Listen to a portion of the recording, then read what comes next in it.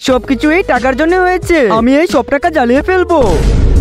আরে ভাই ওকে, আরো নিজের টাকা জ্বালিয়ে দিচ্ছে কেন? চল। আরে ভাই তুই পাগল নাকি? তুই তোর টাকার মধ্যে কেন আগুন লাগাচ্ছিস? ভাই সবকিছু এই টাকার জন্য হয়েছে। আমি এই সব টাকা জ্বালিয়ে দিব। কিন্তু এমন কি হয়েছে তোমার সাথে? তাহলে শুনো বাবা, আমাকে ছোট একটা বাইক কিনে দাও। বাইক? তুই জানিস একটা বাইকের দাম কত? পুরা 10,000 টাকা লাগে। আমি তোকে কোনো বাইক কিনে দিচ্ছি না, যা এখান থেকে। আরে ভাই আমাকে বাইকে উঠাবে? আমার বাইকে উঠার অনেক শখ। আচ্ছা তাহলে উঠে যা।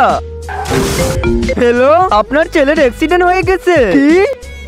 বন্ধুরা আমি অন্যদের মতো কসম দেব না। এই আল্লাহর লেখাটি যদি ভালো লেগে থাকে তাহলে ভিডিওতে একটি লাইক আর চ্যানেলটিকে সাবস্ক্রাইব এবং কমেন্টে লিখে যেও I love you Allah. Doctor আমার ছেলের কি হয়েছে?